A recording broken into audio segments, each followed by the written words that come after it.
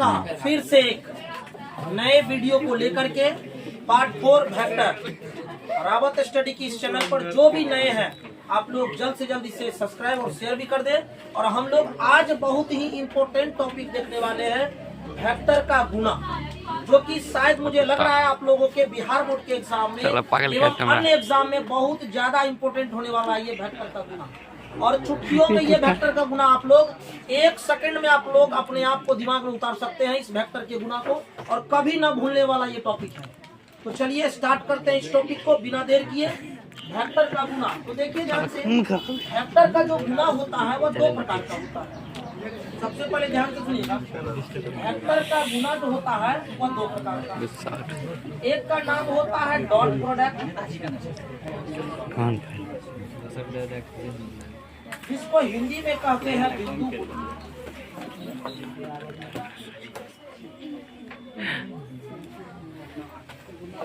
और एक को कहते हैं क्रॉस प्रोडक्ट,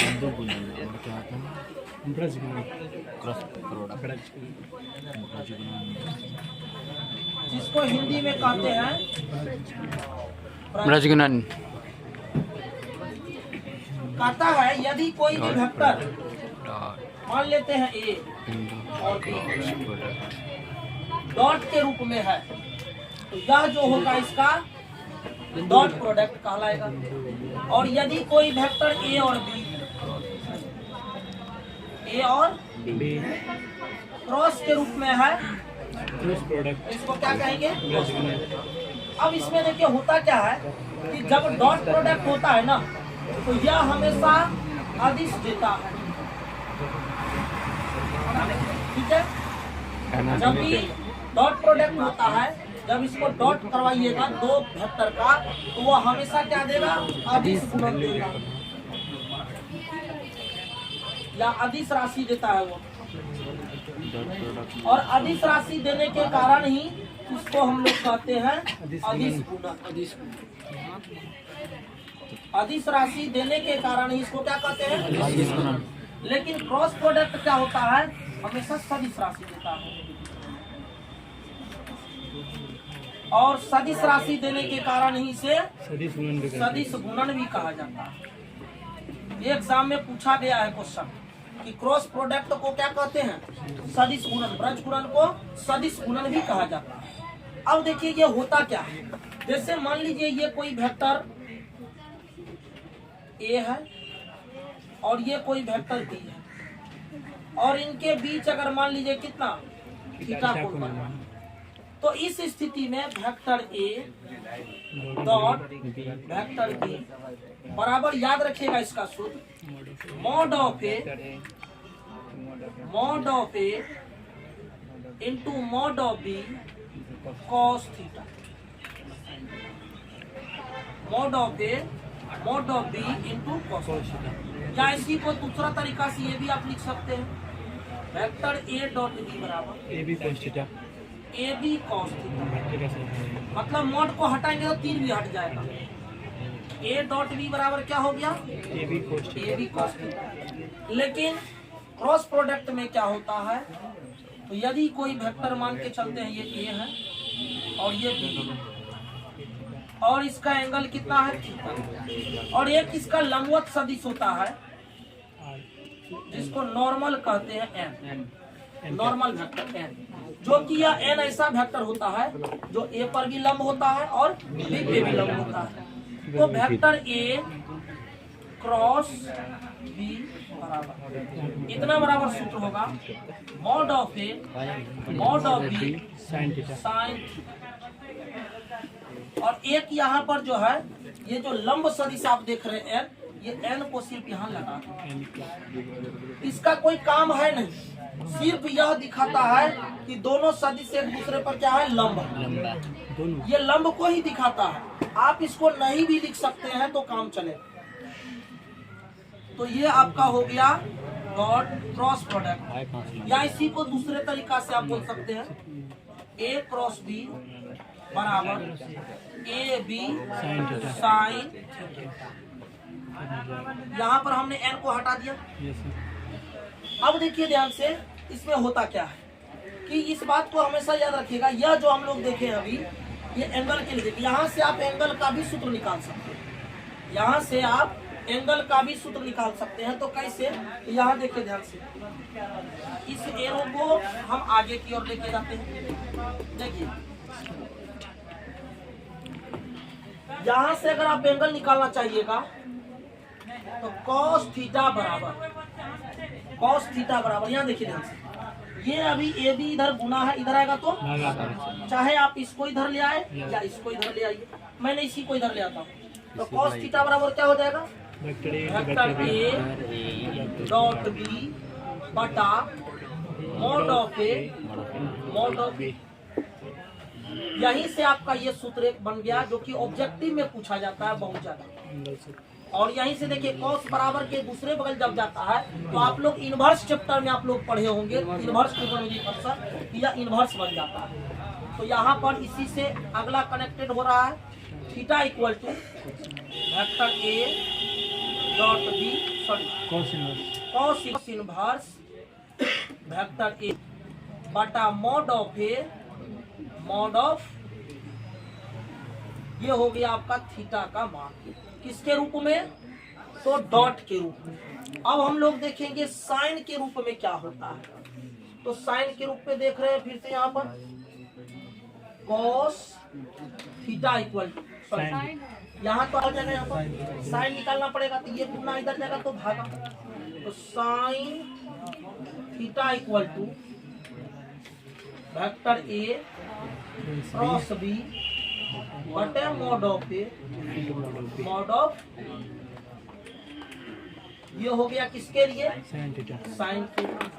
या इसी चीज को हम ऐसे भी कह सकते हैं, थीटा बराबर sine inverse A cross B बटा mod of A mod of A.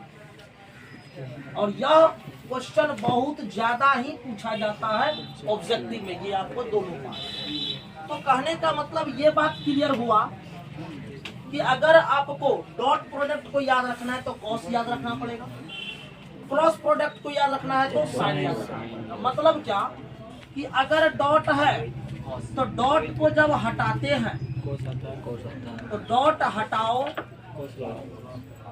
Cos theta लाओ, और क्रॉस हटाओ साइन लाओ, तो क्या लाओ, साइन थीटा लाओ। इस ट्रिक को आप याद रखिएगा तो आपको ये डॉट और क्रॉस दोनों याद हो जाएगा। तो डॉट हटाओ कॉस लाओ, क्रॉस हटाओ साइन लाओ। सीधी बात है, अगर कोस हटेगा तो क्या आएगा, डॉट आएगा, साइन हटेगा तो तो इस चीज को आप लोग दिमाग में रख सकते हैं। अब हम लोग देखेंगे इसके एंगल के आधार पर जो इसका कंडीशन होता है। तो यहाँ देखिए इनका जो शर्त अभी डॉट में ही जा रहे हैं हम लोग, अभी डॉट और क्रॉस में ही है। अभी देखिए डॉट में कंडीशन क्या होता है इसका, सबसे पहला कंडीशन जब होता है 0 डिग्री होता है, तो 0 डिग्री का मतलब होता है समांतर। डिग्री का मतलब क्या होता है, समांतर, या इसी को हम क्या कह सकते हैं, समपाती। तो इस स्थिति में देखिए जब थीटा बराबर 0 डिग्री, तो यहाँ पर आप खुद आके देख सकते हैं, यहाँ पर या यहीं पर आके देख लीजिए डॉट में cos 0, cos 0 का वैल्यू कितना होता है 1, और 1 गुना इतना करेंगे तो क्या होगा, mod of A mod of, मतलब ये पता लगा कि जब समांतर होगा तो vector A dot vector B या किसके बराबर, mod of A mod of B, mod of A और मॉड ऑफ बी के क्या होगा। ये कब के लिए कंडीशन है, जब समांतर होगा। लेकिन इसी जगह पर क्रॉस की जब बात करें हम, जब थीटा इक्वल टू 0 डिग्री, तो इसके लिए भी समांतर या समपाती। तो जरा देखिए ध्यान से, जब थीटा का मान 0 हो जाएगा तो यहाँ पर देखिए क्रॉस में साइन थीटा का वैल्यू 0, तो 0 रखिएगा तो साइन 0 0, और 0 गुना इतना तो सब न 0, तो क्रॉस प्रोडक्ट क्या हो गया? 0। ये कंडीशन आपसे एग्जाम में पूछता है कि वेक्टर A क्रॉस B जो होगा वो किसके बराबर? 0 के बराबर। ये कब के लिए कंडीशन? जब वेक्टर A और B क्या रहेगा? समांतर या संपाती है ना। या इस चीज को आप ऐसे भी समझ सकते हैं कि वेक्टर A पैरेलल हो गया किसके? वेक्टर B के। यहाँ भी वही बात समझ सकते हैं आप कि वेक्टर A पैरेलल हो जाएगा वेक्टर B। अब हम लोग जानेंगे जब थीटा का मान 90 डिग्री, तो 90 डिग्री को हम लोग बोलते हैं लंब। लंब का मतलब हो गया वेक्टर A लंब है वेक्टर B पर। जरा देखिएगा ध्यान से, तो जब लंब होगा तो जरा आप बताइए यहाँ पर थीटा का मान 90 डिग्री हुआ, तो कौन सा में? डॉट में। तो डॉट प्रोडक्ट में देखिए तो थीटा का मान 90 डिग्री, cos 90 0 गुना इतना कीजिए क्या होगा? 0। मतलब ये पता लगा कि वेक्टर A डॉट B जो होगा वो किसके बराबर? 0 के बराबर। ये किसमें कंडीशन? जब लंब डॉट प्रोडक्ट में जब A और B लंब होगा तो उसका जो है डॉट प्रोडक्ट किसके बराबर? 0 के बराबर। लेकिन इसमें आके अगर देखते हैं थीटा का मान 90 डिग्री,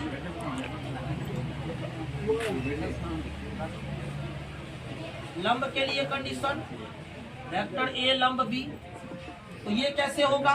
तो इसके लिए देखिए यहाँ पर 90 डिग्री रखिए, साइन 90 1 गुना इतना तो क्या हो गया? तो क्या हो जाएगा? Vector A cross vector B बराबर mod of A mod of B, या इसी को आप AB भी बोल सकते हैं। तो ये हो गया किसके लिए? जब लंब रहेगा तो उनके लिए। अब हम लोग देखेंगे जब थीटा का मान 180 डिग्री होगा, जिसको हम लोग विपरीत कहते हैं। विपरीत का मतलब ये हो गया कि वेक्टर A और B एक दूसरे के विपरीत होगा, जैसे ऐसे होगा, तब तो 180 डिग्री का मान बनेगा। ये वेक्टर A और ये वेक्टर B, मान लीजिए ये A है और ये B है। तो इस स्थिति में यहाँ पर हम लोग जो मान रखेंगे 180 डिग्री का, तो cos 180 डिग्री का मान -1 होता है। तो -1 जब होगा तो बताइए वेक्टर A डॉट B बराबर माइनस मॉड ऑफ A और, लेकिन जब हम लोग क्रॉस प्रोडक्ट में आएंगे तो थीटा का मान 180 अगर होगा तो इसका क्या हो जाएगा? विपरीत कंडीशन। विपरीत, तो विपरीत जब होगा तो वेक्टर A क्रॉस B किसके बराबर? 0 के बराबर, क्योंकि साइन 180 डिग्री का मान 0 होता है और 0 गुना इतना कीजिए तो क्या हो जाएगा? तो यह किसके बराबर हो गया? 0 के बराबर। तो एग्जाम में आपको इससे सबसे ज्यादा इम्पोर्टेंट क्वेश्चन, आपको ढेर सारा क्वेश्चन इससे से पूछा जा सकता है। ये हम पूरे वेक्टर का निचोड़ बताए आपको, जिसको एक बार देखने के बाद आपके एग्जाम में मैक्सिमम क्वेश्चन वेक्टर का ऑब्जेक्टिव हो या सब्जेक्टिव हो, वो आपका चुटकियों में बन सकता है। तो अब हम लोग तो अभी देख लिए हैं वेक्टर का डॉट और क्रॉस प्रोडक्ट। अब हम लोग डॉट और क्रॉस देखेंगे वेक्टर का, इसमें जब यूनिट वेक्टर रहेगा तब। यूनिट वेक्टर का मतलब हुआ I, J और K, इनके बीच का गुना हम लोग, ठीक है। तब तक के लिए हम लोग आपसे गुजारिश फिर से कर रहे हैं, अगर आपको वीडियो अच्छा लगा हो तो जरूर से जरूर इसे शेयर करें और ढेर सारा सहायता भी करें, क्योंकि आपके सहयोग से ही हमारा प्रतिभा आगे की ओर बढ़ता है। तब तक के लिए लेते हैं विदा, मिलते हैं फिर पार्ट 5 वीडियो में, जिसमें आप लोगों को मजेदार तरीका से बताया जाएगा I, J, K का गुना। तब तक के लिए इंतजार कीजिए। धन्यवाद। जय हिंद, जय भारत।